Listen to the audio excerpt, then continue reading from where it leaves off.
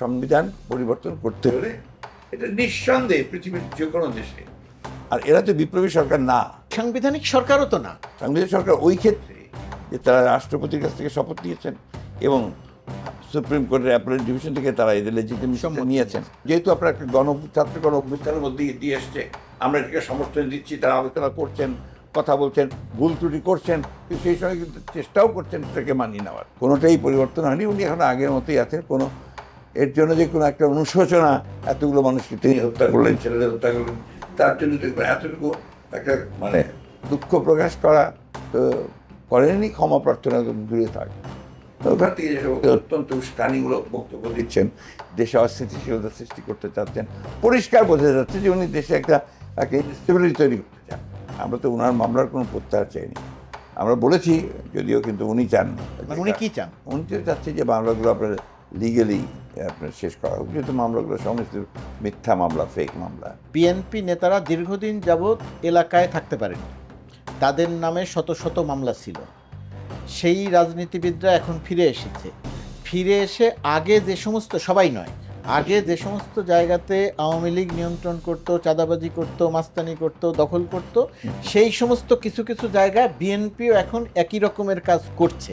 আপনাদের কাছে তার তথ্য আছে? এটা জেনারেলাইজ করা যাবে না। হ্যাঁ, অবশ্যই আছে কিছু কিছু জায়গায় যেখানে যেখানে এই ঘটনাগুলো ঘটেছে, আমরা ব্যবস্থা নিয়েছি সংগঠনভাবে। আপনারা জানেন প্রায় 700 নেতাকর্মীকে আমরা এক্সপেল করেছি।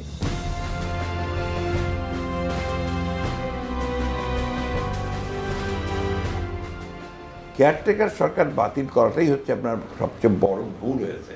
কারণ এই কেয়ারটেকার সরকারের যদি নির্বাচনগুলো চলতে থাকতো, তাহলে কিন্তু গণতান্ত্রিক কালচারটা গড়ে উঠছিল। আপনি খেয়াল করে দেখবেন যে 3টি নির্বাচন হয়েছে, সেই সময় কিন্তু অ্যাকাউন্টেবিলিটি মোরলেস ছিল। আমি বলবো পুরোটা ছিল, মোরলেস অ্যাকাউন্টেবিলিটি ছিল।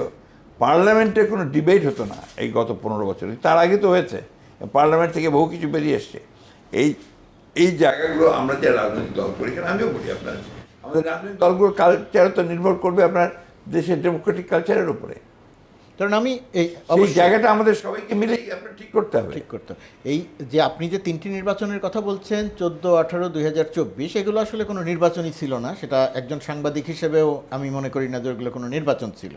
সুতরাং সেটা নিয়ে আমরা বহু কথা বলেছি। আজকে সেই জায়গার প্রশ্নে না গিয়ে বারবার করে যে আমাদের রাজনীতিতে 111-এর প্রসঙ্গ আসে, আমরাও বলি রাজনীতিবিদ হিসেবে, আপনারাও যেটা বলেন যে 111। তো এই 111-এর একটা প্রাসঙ্গিক প্রশ্ন আছে যে 111 যে তৈরি হলো, এটাও কি রাজনৈতিক দলগুলোর এক ধরনের ব্যর্থতা নয়? বিএনপিরও কি একটু কিছুটা ব্যর্থতা? আমি ওই কথা অস্বীকার করবো না যে ব্যর্থতা না, তা না। কিন্তু তার আগে আপনি একজন অত্যন্ত বিজ্ঞ সাংবাদিক, আপনাকে প্রেক্ষাপটটা চিন্তা করতে হবে যে কেন এই ঘটনাটা ওই সময় ঘটলো এইভাবে। ঠিক ওই সময় 2001 সালের নির্বাচনের আগেই আপনার মনে আছে 9/11 ঘটেছে। আপনার আমেরিকাতে সেই টুইন টাওয়ারে সেই আক্রমণ করেছে। এই আক্রমণের ফলে কিন্তু গোটা বিশ্ব রাজনীতিতে একটা পরিবর্তন এসছে। সেই পরিবর্তনটা ছিল যে ওয়ার অ্যান্ড টেরার, এটা একটা নতুন আপনার যুদ্ধ শুরু হয়েছে পশ্চিমা বিশ্বের। এই ওয়ার অ্যান্ড টেরার করতে গিয়ে ঘটনাটা যেটা ঘটেছে, সেটা হচ্ছে এটাও কিন্তু আপনার একটা পরোক্ষে আপনার যে একটা ওয়ার এগেনস্ট ডেমোক্রেসি শুরু হয়েছে। এবং আপনি খেয়াল করে দেখবেন যে এই যে পশ্চিমা কূটনীতিকরা 1/11-এর আগে খুব অ্যাক্টিভ হয়ে গিয়েছিল, এটা আপনার জানার কথা। এবং তারা টুইসডে ক্লাব বলে একটা ক্লাবও তৈরি করেছিল, এবং সেখানে আপনার আমি পশ্চিমা বিশ্বের কথা বলছি, তারা কিন্তু ওই সময় খুব বড় ভূমিকা পালন করেছেন। এবং সেই ভূমিকাটা আপনারা সবাই জানাবেন, রিপিট করতে চাই না, but that was the reason যে আমাদের এটা মনে করার কারণ আছে যে আপনি ওই সময়ে যেহেতু বাংলাদেশ আপনার জাতিসংঘের মিশনে কাজ করে, বাংলাদেশ সেনাবাহিনী বনার যারা স্টেক হোল্ডার্স, অস্বীকার করতে পারেনি এইগুলোকে তো নিয়ন্ত্রণ করা সম্ভব হয়েছে তাদের পক্ষে। কিন্তু এটা না করে যদি আপনার নির্বাচনটাকে আপনার সুষ্ঠু সুন্দর করার জন্য কাজটা করতো, ক্ষমতাটা দখল না করে, তাহলে এই অবস্থা না। ফখরুদ্দিন সাহেবকে দায়িত্ব দেওয়া হয়েছিল। ফখরুদ্দিন সাহেব তো একজন টোটালি একটা bureaucrat, and what does he know about politics. যারা রাজনীতি জানেন না তারা যদি আপনার দেশ চালান, সেখানে গভর্নেন্স, পলিটিক্যাল দৃষ্টিকোণ থেকে আপনি গভর্নেন্স তো পাবেন না, ডেমোক্রেসি তো পাবেন না। এটা কিন্তু ভাইটাল কোশ্চেন। তাহলে বর্তমান সরকারকে আপনি কিভাবে? না, এটা যেহেতু আপনার একটা ছাত্র গণ অভ্যুত্থানের মধ্যে দিয়ে এসছে, আমরা এটাকে সমর্থন দিচ্ছি, তারা আলোচনা করছেন, কথা বলছেন, ভুল ত্রুটি করছেন, কিন্তু সেই সময় কিন্তু চেষ্টাও করছেন সেটাকে মানিয়ে নেওয়ার, এবং সেই সময়টাকে আমরা মানিয়ে নেওয়ার চেষ্টা করছি। That's the point. যেমন ধরেন শিক্ষার্থীদের পক্ষ থেকে, বৈষম্য বিরোধী ছাত্র আন্দোলনের পক্ষ থেকে যে কথাটি বলা হচ্ছে, সেই কথাটি এইরকম যে আমরা সংস্কার করে নির্বাচনে যাব। তারা কথা বলতে গিয়ে বলেছে সংস্কার করে নির্বাচন দিতে হবে, কারণ তারা বলছেন যে সংস্কার করে নির্বাচন মানে 5-6 বছর ক্ষমতায় থাকা নয়। তারাও একটা সময়ের কথা বলছেন, হয়তো আপনাদের সঙ্গে একটু সুনির্দিষ্ট করে মিলছে না, না। সময় নিয়ে আমাদের সঙ্গে এখন কোনো আলোচনা হয়নি। আমরা যে কথা তাদেরকে বারবার করে বলে এসেছি, আমরা 3বার দেখা হয়েছে চিফ অ্যাডভাইজারের সঙ্গে, একটাই কথা বলেছি যে আপনাকে আমরা যথেষ্ট সময় দিতে রাজি আছি, কিন্তু সেটা যৌক্তিক সময় হতে হবে। আপনাদের মনের ভিতরে কি এরকম কোনো শঙ্কা তৈরি হচ্ছে, বা এখন পর্যন্ত হওয়ার মতো কোনো পরিবেশ তৈরি আমি হয়েছে যে নির্বাচন দিবে না বর্তমান সরকার? আপাতত দেখছি না, আমি আপাতত দেখছি না। এর মধ্যে আমার তো মানে অফিসিয়ালি ছাড়াও আনঅফিসিয়ালি আপনার আমাদের রাইজারদের সঙ্গে, ছাত্র নেতাদের সঙ্গে আমাদের কথা হয়েছে, তাতে করে আমার এটা মনে হয়নি যে নির্বাচন তারা দেবে না, তো আপনার নির্বাচন আরও অনেক বেশি বিলম্বিত করবে, এটা মনে হয়নি। সোশ্যাল মিডিয়াতে কেউ কেউ বলার চেষ্টা করেন, সেটা গুরুত্বপূর্ণ আমি মনে করি না, তারপরেও প্রশ্নটা আপনার কাছে রাখতে চাই। আপনাদের ভিতরে এরকম শঙ্কা কি কোনোভাবে কাজ করে যে বিএনপিকেও মাইনাস করার চেষ্টা করা হবে? আমি আপনার ধরেন এগুলো কিছু কথা আছে, এগুলো হয়তো আমরাও 2-1বার বলেছি, কিন্তু কথাটা হচ্ছে যে আপনাকে বললাম যে এগুলো সংখ্যাগুলো এসছে কোত্থেকে। যখনই আমরা দেখি যে আপনার মূল বিষয়টা থেকে দূরে সরে যাওয়া হচ্ছে, যখনই আমরা দেখি যে আপনার দুর্ভাগ্যজনকভাবে ভুল ত্রুটি হচ্ছে এবং সমস্যার সমাধান করার দিকে মূল জায়গা থেকে সরে যাচ্ছে, তখনই কিন্তু আমাদের এই বিষয়গুলো আপনার, যেমন ধরেন আমি আপনাদের বলতে আমার কোনো দ্বিধা নেই যে সংস্কারের জন্য যে সমস্ত আপনার কমিটিগুলো তৈরি করা হলো, এই বিষয়ে আমি খুব খুশি হতাম যদি একটু তার পূর্বে আমাদের সঙ্গে একটু আলোচনা করে নেওয়া হতো। সেটা হয়নি। এটা তো হয়েছে কি আপনার কিছুটা আপনার দূরত্ব সৃষ্টি হয়েছে। দূরত্বের সৃষ্টি হয়েছে কিছুটা হয়েছে না, নাহলে আমরা তো বললাম যে আপনার যে কমিটিগুলোর সঙ্গে আমাদের সঙ্গে কথা বলাটা প্রয়োজন ছিল, কথা বলছি না। দ্বিতীয়ত হচ্ছে যে আপনি নির্বাচনের ব্যাপারে আমরা বলেছিলাম যে আইনটা আছে আপনার নির্বাচন কমিশন গঠনের, হ্যাঁ, এটাকে স্থগিত করে রাজনৈতিক দলগুলোর সঙ্গে আলোচনা করে সর্বজন স্বীকৃত ব্যক্তিদের নিয়ে আপনার নির্বাচন কমিশন গঠন করা। সেটা না করে তারা সার্চ কমিটি করলেন, করে নাম চেয়েছেন। একটা অতীত অভিজ্ঞতা তো আমাদের ভালো না, আমরা নামটা দিয়েছি, কিন্তু দেখা গেল সব তারা সরকারি লোক ঢুকিয়ে দিয়েছে। কিন্তু আপনারা তো নাম দিয়েছেন। আমরা দিয়েছি, আমরা দেবো তো, আমরা তো আপনার কোঅপারেট করছি সবসময়, কিন্তু আমরা উই আর অলওয়েজ আমরা তাদেরকে অ্যালার্ম করছি আমাদের অতীত অভিজ্ঞতা থেকে। এখানে যেটা বিষয় আমরা বলছি, আমাদের অতীত অভিজ্ঞতার কথাগুলো তাদেরকে বলছি যে take lessons from the past, যাতে করে ওই ধরনের সমস্যাগুলো তৈরি না হয়। আমরা সেটাই আশা করব ডক্টর ইউনূসের গভর্নমেন্টের কাছ থেকে, তো আমরা সেটাই আশা করব যে উনি যেহেতু একজন অত্যন্ত শ্রদ্ধেয় মানুষ গোটা আমাদের দেশে নয় গোটা বিশ্বে, এবং তাকে প্রথম দিনই আমরা বলেছিলাম যে আমাদের প্রত্যাশা কিন্তু অনেক বেশি আপনার কাছে। তো সেই প্রত্যাশা আপনার যদি কমতে থাকে আর ফল যদি না পাওয়া যায়, তাহলে আপনি আপনার প্রতি একটা অবিচার করবেন, আপনি আপনার প্রতি অবিচার করবেন, আপনার রেপুটেশনের প্রতি আপনি একটা অবিচার করবেন। So the best way to engage with the political parties, এগুলো আমি বলেছি যে আপনার দেশের রাজনীতি যারা করেন সকলের সঙ্গে আপনি এনগেজ করেন, সেখান থেকে আপনি নেন, নিয়ে আপনি বলেন যে এনগেজ যখনই করবেন না, তখন কিন্তু ভুল বুঝাবুঝি হবে।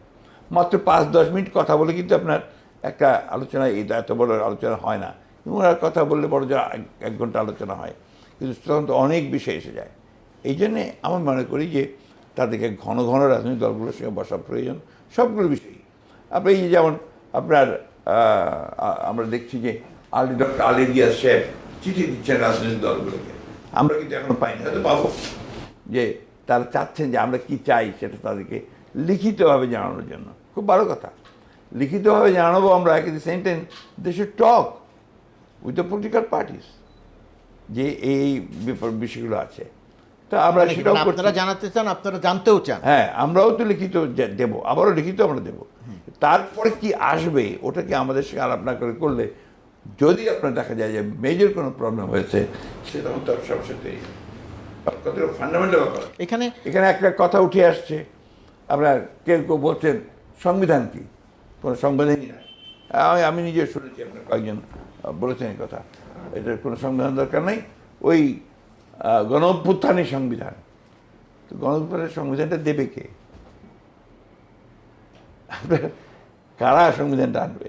সংবিধানটা আনতে হলে তো তার একটা আপনার যেটাকে আমরা বলি যে তার তো একটা আপনার ম্যান্ডেট থাকতে হবে, তার একটা এখতিয়ার থাকতে হবে। এই যে ধরেন সংবিধান নিয়ে যখন কথা আপনি আমাকে একটাও কথার উত্তর দেন তো, আমি যেটা বুঝতে চাই। ছাত্র জনতার অভ্যুত্থান তো কোটি কোটি মানুষ করেছে, right? Right. Then from home you take it, কার কাছ থেকে আপনি সেটা নেবেন? যারা গভর্নমেন্টে এসছে 3 জন বা 2 জন বা এখন 3 জন হলো, তারাই কি প্রতিনিধি? বাইরে তো দেখছি আমরা আরও কিছু প্রতিনিধি আছে, তারা তো আবার অনেক রকম কথা বলছেন। আপনার তারা দাবি করছেন যে আমরা ছাত্র সমন্বয়কারী, আমরা দল করতে চাচ্ছি, এমন করে ভালো কথা। তাহলে এটা তো আমাদের কাছে পরিষ্কার করতে হবে, যারা গভর্নমেন্টে আছেন ছাত্র সমন্বয়কারী, তারা কি ছাত্রদের প্রতিনিধি পুরোপুরি হবে নাকি তারা প্রতিনিধি? এই জিনিসগুলো আমাদের কাছে কিন্তু অস্পষ্ট থাকছে। আপনারা যখন সংলাপ করতে গেছেন তখন কি এই প্রসঙ্গগুলো আলোচনা হয়েছে? হ্যাঁ, অবশ্যই করেছি, আমরা বলে এসেছি আমাদের কথা। না, আপনারা বলে এসেছেন, কিন্তু আপনারা কি শুনে এসেছেন? তারা সরকারের পক্ষ থেকে কি না, এই বিষয়ে আমাদেরকে সুস্পষ্টভাবে কোনো কিছু বলা হয়নি। বাট আপনারা সরকারের ভেতরে যে শিক্ষার্থীদের প্রতিনিধি আছেন তাদের থেকে আমরা আর নাম বলছি সরকারের ভেতরে যে শিক্ষার্থীদের প্রতিনিধি আছেন আর বাইরে যে শিক্ষার্থীরা আছেন, বৈষম্য বিরোধী আন্দোলনের সমন্বয়করা, তারা কথা বলছেন, কোনটা তাদের বক্তব্য সেটা বুঝতে চাইছেন আপনারা, তাই তো? একই রকমভাবে সরকারের পক্ষ থেকেও বলা হয় যে মহাসচিব কথা বলছেন, ভারপ্রাপ্ত চেয়ারম্যান কথা বলছেন, এর বাইরে আরো অনেক নেতা কথা বলছেন। ওটা তো ধরা যাবে না, ধরতে হবে আমাদেরটাই, মহাসচিব এবং জি। আমরাই তো পারি, অন্য কেউ দু একটা কথা এদিক ওদিক বলতেই পারে, যেমন ছাত্রদের মধ্যে বলছে যেটা ওইটা বলে। কিন্তু যখন ছাত্রদের যারা আপনার দল তৈরি করেছে, কি নাম যেন দলটা? বৈষম্য বিরোধী ছাত্র আন্দোলন। এটা তাদের যে আহ্বায়ক সচিব যখন কথা বলছেন, সমন্বয়ক যারা, ওটাকে ধরে নিব আমরা যে তাদের কথা, তাই না? এখন এবার এটাও ধরে নিব যে গভর্নমেন্টের মধ্যে যারা আছে তারা তাদের রিপ্রেজেন্ট করে, তাই তো? আমরা এখানে একটা খুব পরিষ্কার কথা বলতে চাই, আমরা সেই কথা খুব জরুরিভাবে বলতে চাই যে এদের সঙ্গে আমাদের কোনো বিরোধ নেই, কোনো দূরত্ব নেই, আমরা তাদেরকে সহায়তা করতে চাই, গভর্নমেন্টকে সহায়তা করতে চাই, আমরা পুরোপুরি ব্যবস্থা করতে চাই। কিন্তু এমন কিছু আমাদের পক্ষে মেনে নেওয়া কঠিন হবে যেটা জনগণের ইচ্ছার বাইরে যাবে। কারণ আমি আগে আপনাকে বললাম যে জনগণের ইচ্ছা তাহলে কোনটা, ওইটাই তো সমস্যা। আপনি কিভাবে বুঝবেন সেটা? সেই কারণেই তো আমরা আপনার ইলেকশনের কথা বলছি, পার্লামেন্টের কথা বলছি। সেই কারণেই বলছি, আপনি যদি ইলেকশন না করেন, আপনি সংবিধানও করতে চান, তাহলে গণপরিষদ করতে হবে আপনাকে। আমি এখানে আপনারা ইলেকশনের কথা বলছেন, আমি প্রশ্নটা একটু করি না। আপনারা ইলেকশনের কথা বলছেন, সরকারের পক্ষ থেকে যে কথা এখন পর্যন্ত আসছে সেটাও ইলেকশনের কথাই আসছে। আপনারা যৌক্তিক সময়ের কথা বলছেন, তারা বলছে সংস্কার করে, এর মানে তারা অনেক লম্বা সময় ক্ষমতায় থাকতে চাইছে। প্রকাশ্য বক্তৃতায় আমরা তেমন কিছু দেখছি না। তাহলে বিএনপি এবং সরকার, অন্তর্বর্তীকালীন সরকার এবং বৈষম্য বিরোধী ছাত্র আন্দোলন, আমি কিন্তু তেমন কোনো পার্থক্য দেখছি না বক্তব্য। না, পার্থক্য নেই, কিন্তু আপনার কতগুলো বিষয়, আপনার মৌলিক বিষয় শঙ্কা দেখতে পাচ্ছি কিছু আপনাদের। না, মৌলিক বিষয়ে তাদের স্পষ্ট করা দরকার, যে সংবিধান পরিবর্তন। তারা বলছেন যে সংবিধান পরিবর্তন, আমরা নতুন কেউ আমি গভর্নমেন্টের কথা বলছি না, কেউ বলছে যে আমরা সংবিধান পরিবর্তন না, আমরা সংবিধান নতুন লিখব। এমনকি সংবিধান সংস্কার যিনি আপনার প্রধান হয়েছেন, ডক্টর আলী রিয়াজ, তিনি বলেছেন যে পুনর্লিখন। এখন পুনর্লিখন হবে না, আপনি পুরো নতুন দেবেন না, আপনার একটা আপনার অ্যামেন্ডমেন্ট হবে, এটা কিন্তু পরিষ্কার না। এটা হবে পরিষ্কার যখন ওরা দেবেন, তখন পরিষ্কার। এখানে আপনাদের অবস্থানটা কি, যদি আপনি বলেছেন আরেকবার একটু বলবেন এই জায়গাটাতে আপনাদের অবস্থানটা কোনটা? আমরা বলছি যে আপনার এখন যে সংবিধান আছে, সেই সংবিধানের আমরা যেটা মনে করি, আমাদেরও সংবিধান সংস্কারের ব্যাপারে আমরা একটা কমিটি করেছি। সেই কমিটি আমাদের কাজ করছে, খুব শীঘ্রই আমরা শেষ করি। এটা আমরা গভর্নমেন্টকে আমরা এটাও দেবো। আমাদের কথা খুব পরিষ্কার যে বর্তমান যে সংবিধান আছে, সেই সংশোধিত সংবিধান যেটা আছে, তার মধ্যে যেটুকু মিনিমাম প্রয়োজন আপনার সরকার চালানোর জন্য, সেটুকু আমরা সমর্থন করছি। আচ্ছা, এই যে মৌলিক কোনো পরিবর্তন যদি আনতে চান, তাহলে মৌলিক পরিবর্তনের ক্ষেত্রে কে এইটার দায়িত্ব? জনগণের। সংবিধান বিষয়টি হচ্ছে আপনার যে জনগণের প্রতিনিধিত্ব কী করবে? মানে কিভাবে হবে? অভ্যুত্থান তো জনগণই করেছে। আমি কিন্তু আপনাকে বলছি, অভ্যুত্থান যে জনগণ, অভ্যুত্থান ছাত্র জনতা অভ্যুত্থান তো জনগণ করেছে না। এটা আপনি কিভাবে, তারা কারা, তাদের কাদের কাছ থেকে আসবে আপনার এই বক্তব্য? যারা নেতৃত্ব দিয়েছে তারা। এটা তো আপনি হাউ ডু নো দ্যাট? এটা অনেকে অনেক ক্লেম করছে তখন যে আমরা নেতৃত্ব দিয়েছি। না, ধরুন আপনারা এই আন্দোলনের সঙ্গে সক্রিয়ভাবে ছিলেন, হয়তো নামে ছিলেন না, শিক্ষার্থীরা সামনে থেকে নেতৃত্বটা দিয়েছেন, এটা আমরা সারা পৃথিবী দেখেছেন। তো সেই হিসাবে যে নেতৃত্ব শিক্ষার্থীরা দিয়েছেন, এটা তো মোটামুটি পরিষ্কার। না, এটা অস্বীকার করছি না, আমরা তো ওটাকে আরো অন করি। জি, হ্যাঁ, কারণ আপনি তো আমরাও তো ছিলাম অংশীজন। ওখানে, তো আমরাও ছিলাম। হ্যাঁ, তো এখানে সমস্যা কোথায়? আমি আমাদের বক্তব্য যেটা বলছি হচ্ছে যে আপনার সংবিধান পরিবর্তন করতে হলে এটা নিঃসন্দেহে পৃথিবীর যে কোনো দেশে, আর এরা তো বিপ্লবী সরকার না, ওই জায়গাটা আরেকটা ব্যাপার কিন্তু আছে। সাংবিধানিক সরকারও তো না। না, সাংবিধানিক সরকার ওই ক্ষেত্রে যে তারা রাষ্ট্রপতির কাছ থেকে শপথ নিয়েছেন এবং সুপ্রিম কোর্টের অ্যাপেলেট ডিভিশন থেকে তারা এদের লেজিটিমেসিটা সম্মতি নিয়েছেন। হ্যাঁ, ওই অর্থে লেজিটিমেশন, হ্যাঁ। ওই অর্থনীতি, ওটাই তো একমাত্র পথ। আমরা তো এই দেশে বহুবার পরিবর্তন দেখেছি, তাতে করে ওইটাই একমাত্র পথ মানে শুরু করার। সেই ক্ষেত্রে আমার কাছে যেটা মনে হয়েছে যে এই জায়গাটা আরো পরিষ্কার করা উচিত তাদের, because they are in this steering.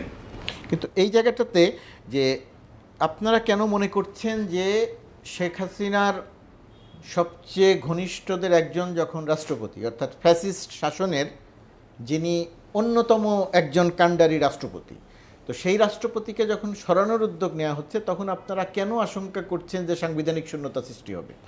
Sheikh Hasina চলে যাওয়ার পরেও যদি শূন্যতা সৃষ্টি না হয়, না, আমার প্রশ্নটা, শেখ হাসিনা চলে যাওয়ার পরেও যদি দেশে শূন্যতা সৃষ্টি না হয়। শেখ হাসিনা কিন্তু আপনার সংবিধানের রক্ষক নন। অ্যাজ পার আমাদের constitution, the prime minister is not the custodian of আপনার constitution. It is the president and the appellate division, the high court, the supreme court. এটা আমাদের প্র্যাকটিস, এটা আমাদের সংবিধানই বলা আছে, তাই না? তো সেই ক্ষেত্রে আপনার রাষ্ট্রপতি চুপ্পু বা it's not important, it's a institution. আজকে যদি আপনি রাষ্ট্রপতিকে পরিবর্তন করেন, তার পদ্ধতি কী হবে? পদ্ধতি হয় তাকে আপনি বাধ্য করবেন চলে যেতে, হোদার দ্যাট উইল বি, মানে এটা আপনার গণতান্ত্রিক হবে কি না চিন্তা করে দেখবেন। দুই, আপনার তার বদলে সে চলে গেলে কে আসবে? আমাদের যেটা বিধান আছে সেই বিধানে স্পিকারকে আসতে হবে, তাই না? আমরা মনে করি ওই স্পিকার যিনি আছেন, যদিও সে রিজাইন করতে বলেন, কিন্তু ওটা ধরা হবে না, কিন্তু তিনি অনেক বেশি ক্ষতিকর হবেন গণতন্ত্রের জন্য। অভ্যুত্থান তো আর কোনো পদ্ধতি বা কোনো নিয়ম, কোনো সংবিধান মেনে হয় না। তাতে তো এনার্জি হবে দেশে। কেন এনার্কি হবে? আপনারা যদি সঙ্গে থাকেন তাহলে এনার্কি করবে ভুল কথা আপনার। আমরা সঙ্গে না থাকলে অন্যান্যরা তো আছে, আমি কি একা stakeholder? There are other stakeholders. Now who will be the chief of the গভর্নমেন্টের চিফ হবে কে? আপনার গভর্নমেন্ট পরিচালনা করবে কে? গভর্নমেন্টের সমস্ত অর্গানগুলোকে কাজ করাবে কে? সেনাবাহিনীর আপনার প্রধান হবে কে? এই বিষয়গুলো আছে না। আপনি একটা রাষ্ট্র, তো এটা তো আপনার একটা ক্লাব না, it's the state, and state is always governed by a constitution, এবং কনস্টিটিউশনের মালিক হচ্ছে জনগণ। আমরা ওই কথাই বলছি, এই জায়গায় কিন্তু কোনো মৌলিক পার্থক্য নাই আমাদের সঙ্গে, এই জায়গায় আমাদের সঙ্গে কোনো বিভেদও নাই। আমরা সেই জায়গাটা আসার চেষ্টা করছি, সেই জায়গাটা হচ্ছে যে আপনাকে সংবিধানের ব্যাপারে আমরা মনে করি ন্যূনতম যেটুকু পরিবর্তন করা দরকার, এখানে কিন্তু অন্য বিষয় না, পরিবর্তনটুকু, সেই অ্যামেন্ডমেন্টগুলো নিয়ে এসে একটা অবাধ সুষ্ঠু নির্বাচন যেন করা যায় তার ব্যবস্থা করা। এতেও যদি আপনারা মনে করেন যে সমস্যা হয়, তাহলে আমরা বলছি তাহলে গণপরিষদ করতে হবে, গণপরিষদ নির্বাচন করেই করতে হবে, তাই না? নির্বাচন ইজ এ মাস্ট। মানে 73-এ যেটা হয়েছিল, যেমন সব সময় গণপরিষদ আপনাকে, আপনি যে কোনো সাংবিধানিক মৌলিক পরিবর্তন আনতে চান, এটাকে আপনার গণপরিষদ ছাড়া সম্ভব না, অথবা রেফারেন্ডাম ছাড়া সম্ভব না। এই যে আপনি যেটা বললেন যে এটা তো বিপ্লবী সরকার নয়, সংবিধান কিছুটা মেনে রাষ্ট্রপতির কাছে শপথ নিয়েছেন।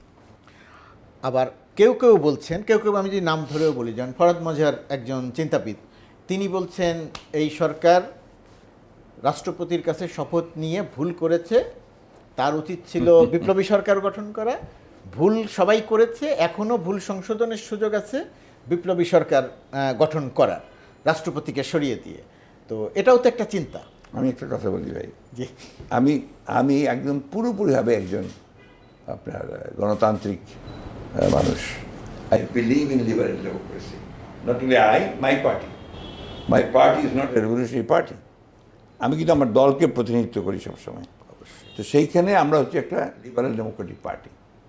আমরা বিপ্লবী দল নই।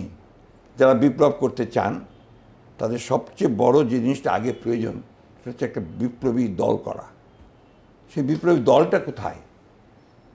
আমরা তো ফরাদ মাজার সাহেবের সামনে কোনো বিপ্লবী দল দেখতে পাচ্ছি না। ফরাদ মাজার সাহেব একজন বিশাল চিন্তাবিদ, এবং তার মতো চিন্তাবিদ বিপ্লবী বাংলাদেশে খুব কম আছে, এটাও ঠিক। কিন্তু আমি কিন্তু আপনার কোনো বিপ্লবী দল দেখতে পাচ্ছি না। শুধু সমর্থনের উপর ভিত্তি করে আমাদের মতো দল তৈরি হতে পারে, বিকজ আমরা supporter based political party, not cadre based. তারা যে দল তৈরি করেন ঘোষণা দিয়ে ইনসাফ পার্টি একটা করেছিলেন তারা। তো ইনসাফ পার্টিকে আর দেখতে পাচ্ছি না সামনে। এখন ভর করা হচ্ছে এই ছাত্র জনতার উপরে। হ্যাঁ, তো ছাত্র জনতা তো এখনো দল তৈরি করে। তো বিপ্লবী দলটা কোথায়? রাষ্ট্রটা চালাবেন কে? যে কোনো দেশেই আবার বিপ্লব সফল হয়েছে তার একমাত্র তাদের একটা বিপ্লবী দল ছিল। আপনি রাশিয়া থেকে শুরু করে, চীন থেকে শুরু করে, ক্যাম্বোডিয়া থেকে শুরু করে, আপনার কিউবা থেকে শুরু করে সবখানে, ইভেন ইরানেও একটা ইসলামিক বিপ্লব হয়েছে, সেখানেও কিন্তু একটা বিপ্লবী দল ছিল। তা আমার যেটা বক্তব্য আর কি, যে আমি মনে করি যে যারা বিপ্লবের কথা জোরে সোরে বলছেন, সবার আগে তাদের যেটা করা দরকার সেটা সরকারে না থেকে একটা বিপ্লবী দল তৈরি। আপনি কি মনে করেন যে বৈষম্য বিরোধী ছাত্র আন্দোলন এদের একটা দল করা উচিত? তাহলে আমি সে কথা বলবো না, কখনোই না। আমি তো বারবারই কথা বলছি, সরকারে না থেকে। সরকারে থাকলে আমাদের দেশের কালচার অনুযায়ী সবাই মনে করবে যে কিংস পার্টি। আমাদের দেশে এটা কিন্তু মনে করা হয়, সবাইকে বলা হয়, দোষারোপ করা হয় যে সরকারের থেকে দল তৈরি করে। এরা যদি দল তৈরি করে তাহলে সরকারে থাকতে পারবে না, উচিত নয়। They should not be there. তাহলে তো সরকার বায়াস হয়ে গেল। আপনি বলতেন একদিকে যে আপনি একটা নিরপেক্ষ নির্বাচন দেবেন, নিরপেক্ষ নির্বাচন কমিশন তৈরি করবেন, সরকার নিরপেক্ষ থাকবে, তাই না? এটা কন্ট্রাডিক্টরি না? আপনি একদিকে বৈপ্লবিক কথা বলতে তার দরকার কি? বিপ্লবী সরকার ঘোষণা করে দিদি আপনি বিপ্লব চালান, লাইক কিউবা and others। কিন্তু সেটা কি আপনার দল চালানোর মতো উপযোগী হয়েছে? আওয়ামী লীগ আপনার 1975 সালে আপনার যখন বাকশাল করলো, তখনও তারা ওই কথাই বললেন। তাদের সমর্থক যারা বোদ্ধা ছিল, পণ্ডিত ছিলেন, তারা বললেন যেটা আগেই করা উচিত ছিল। হয়তো বা 1971 সালে সেই সুযোগ তাদের ছিল, তখন আর সেই সুযোগ ছিল না। এখন যখন উনি করতে গেলেন 1975 সালে একজন কথা, পিপল নিলই না। 1974 করতে গেলে 74 নিলই না পিপল বাকশাল, তাই না? তো ওই জিনিসটা তো মাথায় রাখতে হবে। আপনি আমার কথা, আমি যে কথা জোর দিতে চাচ্ছি, it's the people who decides. এখন আর পিপল কীভাবে তার প্রতিনিধিত্ব আসবে? আমার মতে যেটা আমরা বলি ডেমোক্রেসিতে, এইটা by the elected by the people. এই যে ইলেকশনের কথা, গণতন্ত্রের কথা, প্রশ্নটা এভাবে করলে কি খুব ভুল হবে যে আমরা যখন যে রাজনৈতিক দলটি, বড় দলগুলো বিরোধী দলে থাকলে গণতন্ত্রের কথা যতবার বলেন, যত বলেন, ক্ষমতায় গেলে আর তত বলেনও না, চর্চাও করেন না? এটা ঠিক নয়, এটা ঠিক নয়। এটা আপনার আনফর্চুনেটলি আমাদের কিছু কিছু মিডিয়ার এই ধরনের একটা আপনার প্রবণতা আছে যে ক্ষমতাসীন দলকে সবসময় গণতন্ত্র বিরোধী হিসেবে আপনাকে চিহ্নিত করবার জন্য। এটা বলছি যে ইলেক্টেড ওয়েতে ভালোভাবে যারা আসেন, যদি গণহত্যা করে, যদি আপনার গণতান্ত্রিক ইনস্টিটিউশনকে ডিস্ট্রয় করে, তখন তো আপনি তাকে গণতান্ত্রিক বলতে পারবেন না।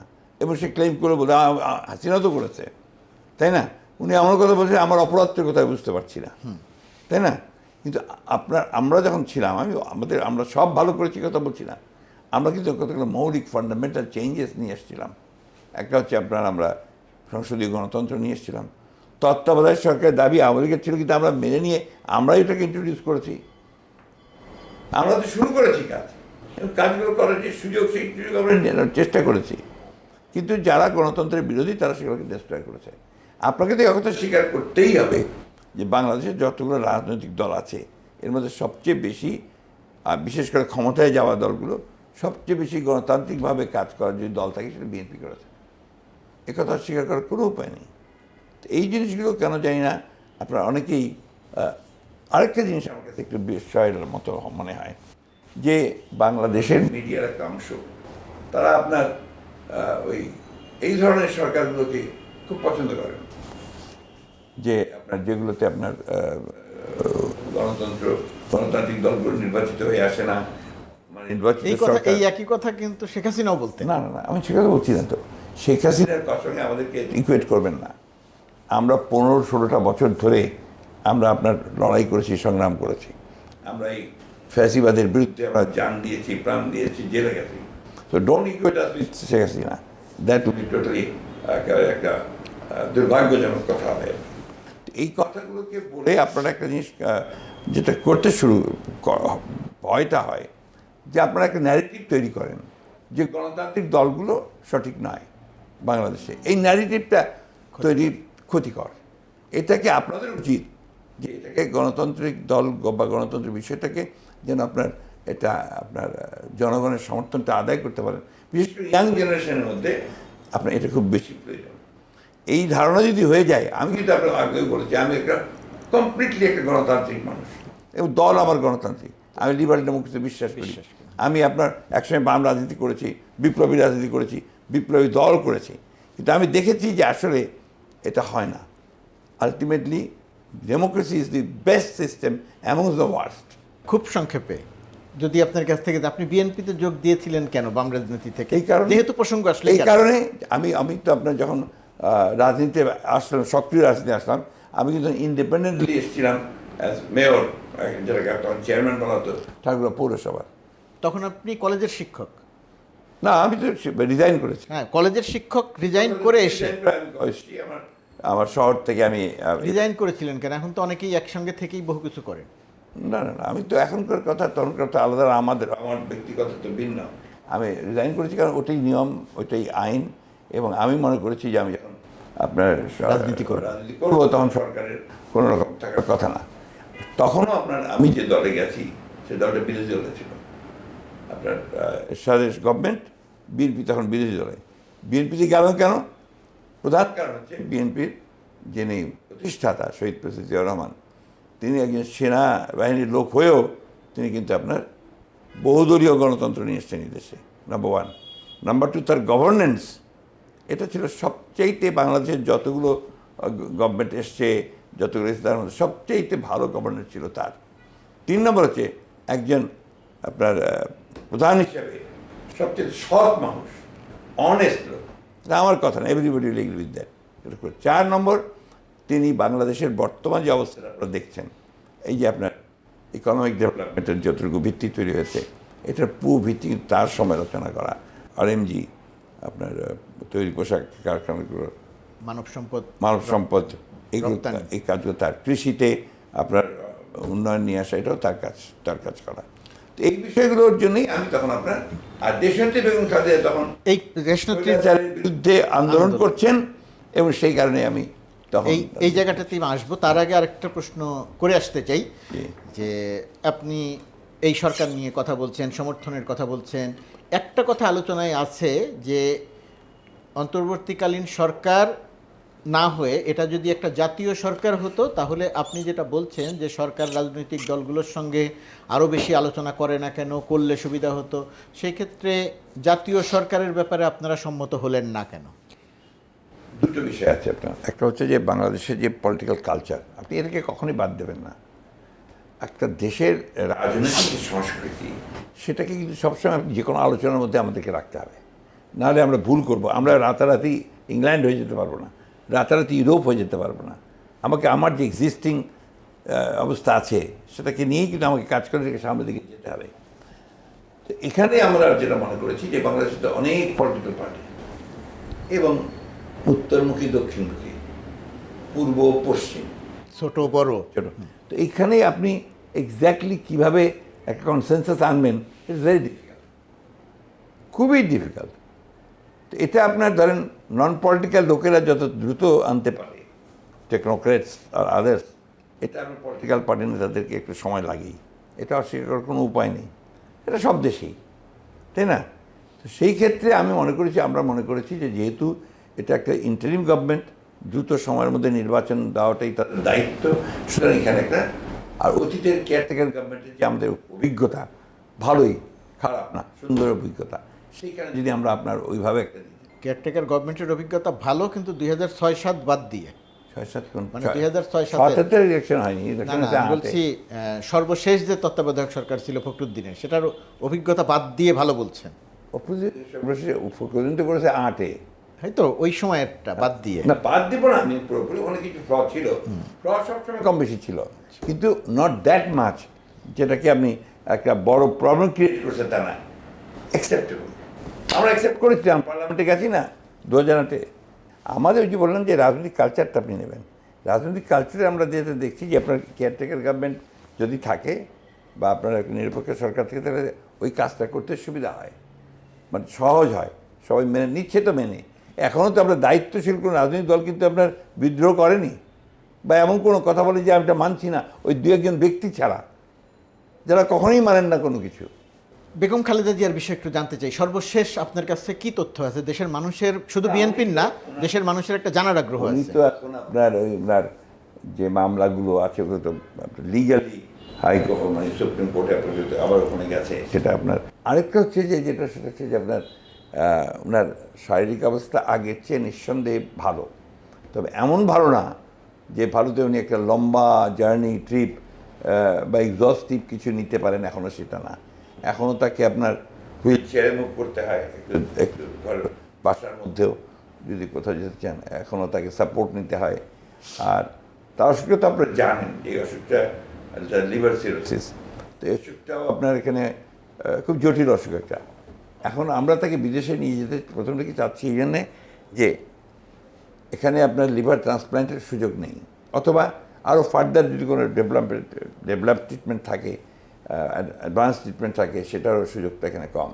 এটা আপনার আমাদের সব ডাক্তাররা এখানে একমত হয়েছেন। সেই সঙ্গে বাইরে থেকে আপনি জানেন জন হপকিন্স থেকে 3 জন ডাক্তার এসেছিল, তারাও এখানে তাকে দেখে কিছু কাজও করে দিয়ে গেছে।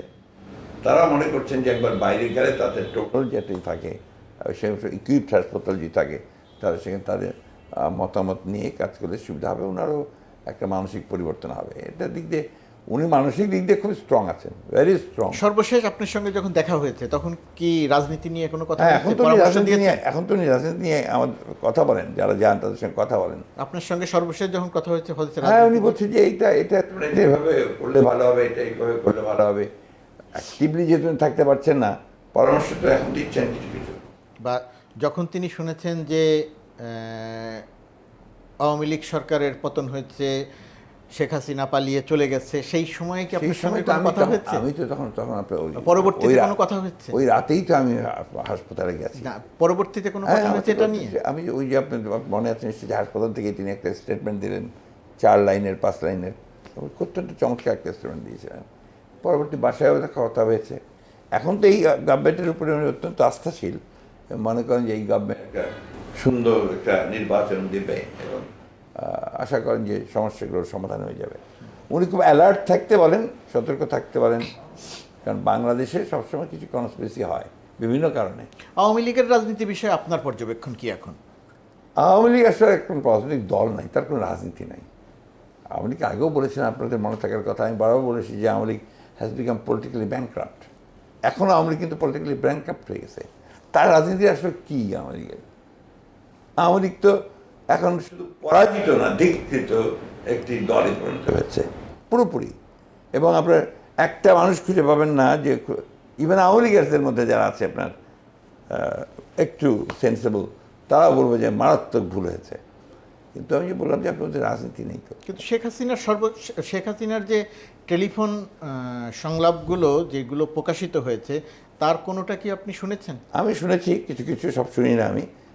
আপনার আমি মনে করি যে উনার কোনো পরিবর্তন হয়নি, উনি এখনো সেই আগের ধারাতেই আছেন। আপনি বলছেন যে আওয়ামী লীগের অনেকের পরিবর্তন হয়েছে? না না, আওয়ামী লীগের যারা দেশে আছেন, আচ্ছা, আপনার দেশে আছেন, আমি পালিয়ে যাওয়া লোকদের কথা বলছি না, যারা দেশে আছেন একটু আপনার মানে গণতান্ত্রিক রাজনীতি করতে চায়, আগে থেকেই চাইতো, তারা যে কোথাও ফোরফ্রন্টে ছিল না, এরকম কিছু কিছু লোক আছে, তারাও মনে করছে যে সব কিছুটাই। শেখ হাসিনার বিষয়ে বলছিলেন? হ্যাঁ, শেখ হাসিনার কথা বললাম যে উনি তো কোনোটাই পরিবর্তন হয়নি তার।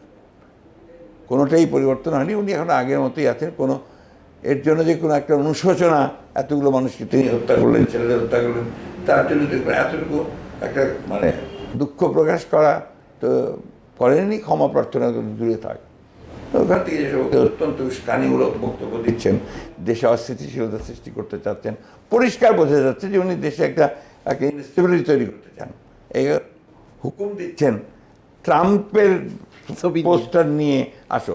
কতটা পলিটিক্যালি ব্যাংক্রাফ্ট হইলে, কিছুদিন আগে আমেরিকার গোষ্ঠী উদ্ধার করেছেন উনি, সেই বলছে যে ট্রাম্পের ছবি নিয়ে আসো, তাতে ওই তোমাদেরকে মারলে ওটা ট্রাম্পের কাছে পাঠিয়ে আমি সুবিধা নেব।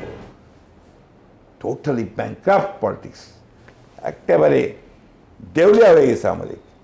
তো সেই আওয়ামী লীগের যখন নিষিদ্ধ করার প্রসঙ্গ আসছে, ছাত্রলীগকে নিষিদ্ধ আপনি এই করেছে। প্রশ্ন করবেন আমি জানি। জি, হ্যাঁ, তো এইখানে আপনাদের বিরোধিতা কেন? আপনাকে আমি বলেছি, আপনাকে আমি তো আগেও বলেছি আপনাকে যে আমি একদম আক্ষরিক অর্থে আমি একজন ডেমোক্রেট, লিবারেল ডেমোক্রেট। আমার একটা রাজনৈতিক দল, যে রাজনৈতিক দলটা আপনার বহু পুরনো, যত খারাপই হোক বহু পুরনো, তাকে নিষিদ্ধ করার সিদ্ধান্ত আমি নেবো কেমন করে? তাকে নেবে জনগণ। In the parliament it will be decided that whether, in the election it will be decided whether Awami League will be there as a political party or not. নির্বাচনেই তো সে নিশ্চিহ্ন হয়ে গেলে বোঝা যাবে যে সে নিশ্চিহ্ন। কিন্তু ধরুন এই আপনার কথা অনুযায়ী যে ঋণ খেলাপি, যদি বাংলায় বলি, খেলাপি, জনধিকৃত এবং 1.5 থেকে 2,000 মানুষকে হত্যা করে তিনি পালিয়ে গেলেন এবং এখনও তিনি সেই দলটির প্রধান, সেই দলটি এখনও তিনি পরিচালনা করছেন বিদেশে পালিয়ে থেকেও। তাহলে সেই রকম একটা দল যদি নিষিদ্ধ করার প্রসঙ্গ আসে, এটা কি রাজনীতির খুব অপ্রাসঙ্গিক বিষয়? আমি অপ্রাসঙ্গিক বলিনি, কিন্তু আমি বলছি যে দায়িত্বটা আমার না। একে নিষিদ্ধ করবার দায়িত্ব হচ্ছে জনগণের। অর্থাৎ জনগণ সিদ্ধান্ত নেবে যে এটাকে নিষিদ্ধ করবে কি করবে না। এই জিনিসটা হচ্ছে আপনার তাদের রেসপন্সিবিলিটি, জনগণের। এবং জনগণ তো আপনার পার্লামেন্ট একটা হতে পারে আপনার ফোরাম, আর মেইনলি সেটাই। ধরুন আগামীতে নির্বাচন, সেটা 1 বছর পরে হোক, 2 বছর পরে হোক, নির্বাচন একটা হবে। আমি সাংবাদিক হিসেবে যেটা মনে করি বা আমি যেটা দুভাবে দেখি, তো সেই নির্বাচনে আমরা আলোচনা করছি প্রশ্নের জন্য যে ধরুন নির্বাচনে বিএনপি বিজয়ী হয়ে ক্ষমতায় আসলো, দেশ পরিচালনা করার দায়িত্ব নিল, তো সেই সংসদে কি আপনারা উদ্যোগ নেবেন আওয়ামী লীগকে তাহলে নিষিদ্ধ করার? নির্ভর করবে তখনকার যে পরিস্থিতির পরিবেশ, সব কিছু নির্ভর করবে। দলের সিদ্ধান্ত কী হবে এটা আমি এখন বলতে পারবো না। আমরা উদ্যোগ নেব কিনা সেটাও আপনাকে আমি এখন বলতে পারবো না, কারণ দলের সিদ্ধান্ত হবে, তাই না? তো দল যে সিদ্ধান্ত নেবে সেটাই হবে। বা ছাত্রলীগকে নিষিদ্ধ করার প্রসঙ্গ যখন আসছে, তখন বিএনপির অনেকের কথা আপনি বলেছেন যে ধরা যাবে না, তারপরেও বলা হচ্ছে যে যেহেতু ছাত্রলীগকে নিষিদ্ধ করেছে তাহলে ছাত্রদলকেও কি নিষিদ্ধ করবে? এই কারণেই কি ছাত্রলীগ নিষিদ্ধ করার বিরুদ্ধে আপনাদের অবস্থান, নাকি এখানে গণতন্ত্রটাই প্রধান? নেগেটিভ হয়ে থাকে কেন, পজিটিভ হয়ে দেখি আমরা। সেই পজিটিভ হয়ে দেখি যে ছাত্রলীগের যে অবস্থাটা দাঁড়িয়েছিল, ছাত্রলীগ পুরোপুরি একটা সন্ত্রাসী সংগঠনে পরিণত হয়েছিল। ওর মধ্যে কোনো গণতান্ত্রিকতা ছিল না, পুরোপুরি একটা আপনার টেরোরিস্ট পার্টি। সে সম্পূর্ণ করে টেরোরাইজ করে গোটা শিক্ষা ব্যবস্থাকে সে একদম শেষ করে ধ্বংস করে দিয়েছিল। এবং এই যে আপনার ছাত্রগণ অভ্যুত্থানের সময় ছাত্রলীগের পার্টি হিসাবে তারা যেভাবে অংশগ্রহণ করেছে এবং যেভাবে হত্যা করেছে, প্রত্যেকের ছবি আপনাদের কাছে অনেক বেশি আছে আমার চাইতে। তো সেই ক্ষেত্রে ছাত্রদের অবস্থা ছাত্রদের অবস্থা তো এক নয়। তারা আগ্নেয়াস্ত্র ব্যবহার করেছে, রামদা ব্যবহার করেছে, চাপাতি ব্যবহার করেছে, করে ছাত্র জনতা হত্যা করেছে, আক্রমণ করেছে। আমি ছাত্র দলের সঙ্গে ছাত্রলীগের তুলনা করে প্রশ্নটা করছি না, আমি প্রশ্নটা করছি যে ছাত্রলীগের বিরুদ্ধে এই অভিযোগগুলোর পরিপ্রেক্ষিতে যখন নিষিদ্ধ করা হলো, সেই জায়গাটিতেও বিএনপি মনে করে যে নিষিদ্ধ করাটা ঠিক নেই, এরকম একটা বক্তব্য বিএনপির। সেটা কেন, সেটা জানতে চাই। বক্তব্যটা আমরা কেউ দিইনি, তবে আমরা এটুকু বলেছি যে এই দায়িত্বটা হচ্ছে আপনার পুরোপুরিভাবে জনগণের যেখানে পার্লামেন্টে আসবে সেখানে তার উত্তর দেবে, সেখানে সিদ্ধান্ত হবে। কারণ দলের ভারপ্রাপ্ত চেয়ারম্যান এখনও তিনি লন্ডনে অবস্থান করছেন এবং পার্টির ভেতরের নেতাকর্মীরা আমাদের সঙ্গেও যখন দেখা হয় তখন তারা জানতে চান, খোঁজ নিতে চান যে উনি কবে নাগাদ ফিরতে পারেন। তো এই জায়গাটার অবস্থা কি, ওনার মামলাগুলোর না, অবস্থা ওনার কি, তো ওনার ফেরার ব্যাপারটা কি? শিগগিরই ফিরবেন। ওনার মামলা কাজ চলছে, মামলাগুলো শেষ হয়ে গেলে উনি চলে আসবেন। মামলাগুলো শেষ বলতে কি, এটা কি প্রত্যাহার করে নেওয়া চান নাকি না, আমরা আইনগতভাবে তো সমাধান প্রত্যাহার চান? চাইনি, আমরা তো ওনার মামলার কোনো প্রত্যাহার চাইনি। আমরা বলেছি যদিও, কিন্তু উনি চাননি। মানে উনি কি চান? উনি তো চাচ্ছে যে মামলাগুলো আপনার লিগেলি আপনার শেষ করা হোক, যেহেতু মামলাগুলো সমস্ত মিথ্যা মামলা, ফেক মামলা। মানে আইনগতভাবে, জি, মানে মামলাগুলো শেষ হবে তারপরে উনি ফিরবেন না আগেই ফিরবেন? আগেও ফিরতে পারে, ওটা এখন ঠিক হয়নি, তবে হয়তো উনি যথোপযুক্ত সময় ফিরবেন আর কি।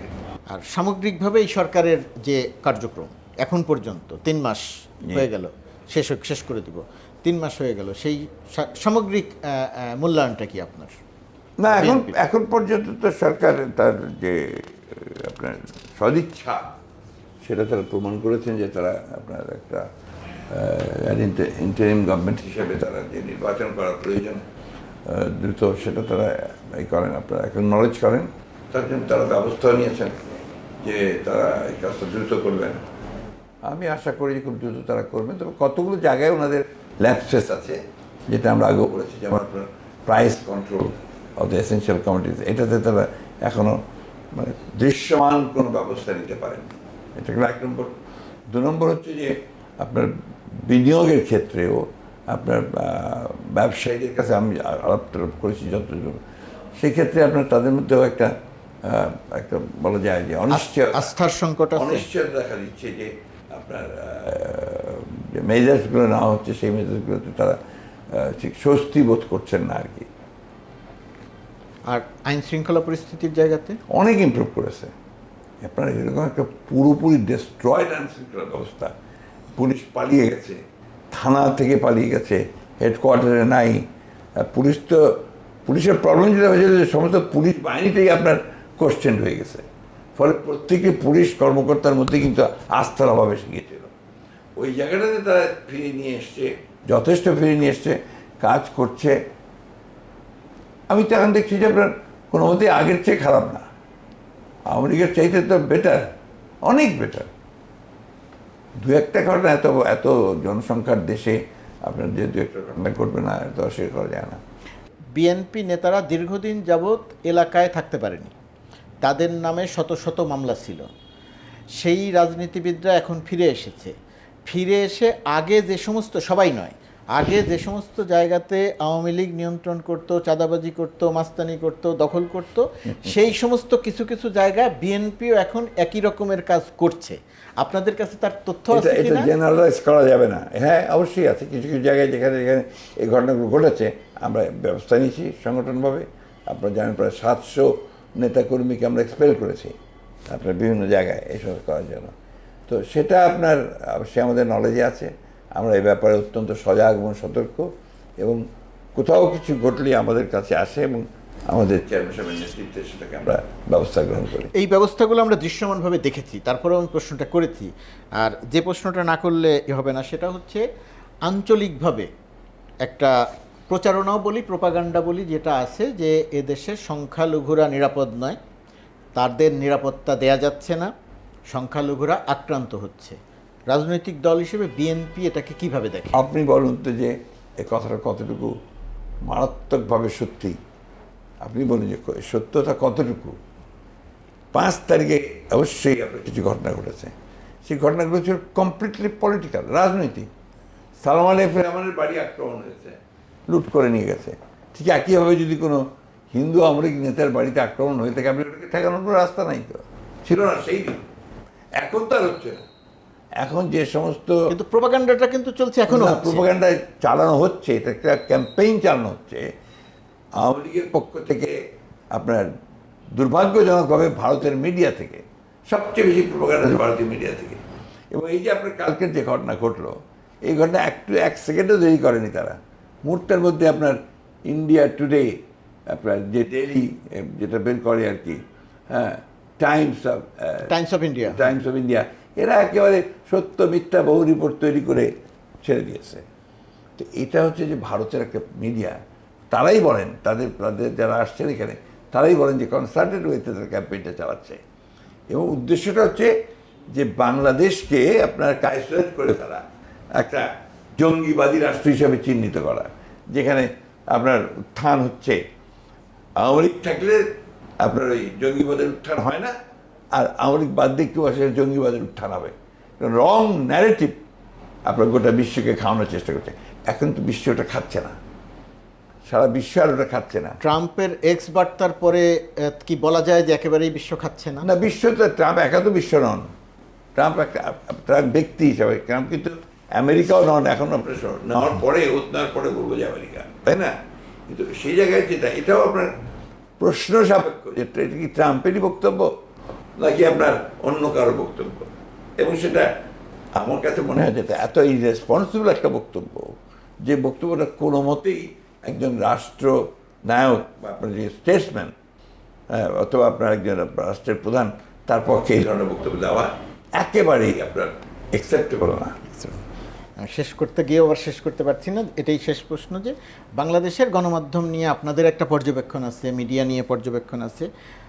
সাম্প্রতিক সময়ে সুনির্দিষ্ট করে কিছু মিডিয়া অথবা ডেইলি স্টার, প্রথম আলোকে উল্লেখ করে এরা ফ্যাসিবাদের দোসর, এদেরকে জ্বালিয়ে দিতে হবে, পুড়িয়ে দিতে হবে, নিষিদ্ধ করতে হবে, একটা ছোটো মত হলেও একটা মতামত আছে।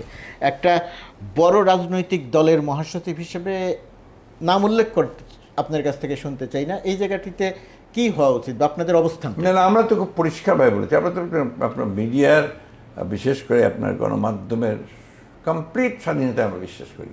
এবং আমরাই কিন্তু এটা প্রথম জিয়া রহমান সাহেব এটা নিয়ে এসছেন। এখানে আপনি আপনার মতামত বলবেন, তবে দায়িত্বশীলতার সঙ্গে বলবেন, এটাই আমাদের আসলে, যার অন্য কিছু না। যেমন আমরা এর মধ্যে একটি পত্রিকা, আমি নাম বলবো না, তারা একটা নিউজ করে ফেললো যে বেগম জিয়ার বাইরে যাওয়ার সব কিছু প্রস্তুত, বেগম জিয়া রাজি হচ্ছেন না। কমপ্লিটলি বেসলেস একটা উল্টো একটা রিপোর্ট করলো। তো এই ধরনের রিপোর্টগুলো থেকে আমি মনে করি যে বিশেষ করে যারা ন্যাশনাল লিডার, তাদের সম্পর্কে যখন কোনো বক্তব্য দেওয়া হয়, সেই বক্তব্যগুলোকে আপনার বেস থাকা উচিত, ভিত্তি থাকা উচিত। ভিত্তিহীন কোনো রিপোর্ট যেন করা না হয়। এক, দুই, এখন যেটা দায়িত্ব আর কি, যে মিডিয়ার সবচেয়ে বড় দায়িত্ব যে কনসোলিডেট করা, আপনার এই গভর্নমেন্ট যেন কনসোলিডেট করতে পারে, তারা যেন আপনার অতি দ্রুত তাদের যে কাজ, দায়িত্ব, নির্বাচন দেওয়ার ব্যাপারে, সংস্কার করার ব্যাপারে, এখানে তাদেরকে সহযোগিতা করে। এটা হচ্ছে 2 নম্বর। 3 নম্বর, যে দলগুলো সত্যিকার অর্থে আন্দোলনের সঙ্গে জড়িত, তাদেরকে যেন মেলাইন না করা হয়, এটাও কিন্তু আপনার একটা বড় বিষয় আছে। তো এটা আমাদের প্রত্যাশা, এটা আপনার মতের মিল থাকবে না, তো মত আলাদা হবে, কিন্তু মেলাইন করা উচিত হবে না আর কি। এই জিনিসগুলোই আমরা তো আপনার পত্রিকার স্বাধীনতার ব্যাপারে, গণমাধ্যমের স্বাধীনতার ব্যাপারে আমরা সবচেয়ে বেশি সোচ্চার। এখন তো স্বাধীনতার কথা বলা হচ্ছে না, ডিজিটাল সিকিউরিটি অ্যাক্ট যে আপনার বাতিল করা হবে শুনছি আর কি, খুব ভালো কাজ হবে, সিদ্ধান্ত হয়ে গেছে, খুব ভালো কাজ হবে। এটা উই ওয়ান্টেড দিস, এটা আমরা চাই এটা। এবং এটা আমরা এটাও চাই যে দায়িত্বশীলতার সঙ্গে সব কিছু পালন করা। আসলে গণতন্ত্রের এই বিষয়টা খুব জরুরি। একদিকে যেমন অধিকার আছে, একদিকে আবার দায়িত্বশীলতার ব্যাপারটা আছে। এই জিনিসটা যদি একসাথে না চলে, তাহলে কিন্তু গণতন্ত্র ফাংশন। মানে মিডিয়ারও দায়িত্বশীলতা আছে, রাজনৈতিক দল, রাজনৈতিক ব্যক্তি, তাদের দায়িত্বশীলতা আছে, কিন্তু এই জ্বালাও পোড়াও, মিডিয়া বন্ধ করে দাও, না, এগুলোর মধ্যে আমি সম্পূর্ণ বিরোধী। আমি বিরোধী, আমার দল বিরোধী। আপনারা নিশ্চয়ই লক্ষ্য করেছেন যে আপনার যখন 2-1টা ঘটনা এগুলো ঘটেছে, আমরা সাথে সাথে কিন্তু আমাদের দল যতটুকু আমরা সম্ভব আমরা এগুলো প্রোটেক্ট করার চেষ্টা করেছি, অবশ্যই।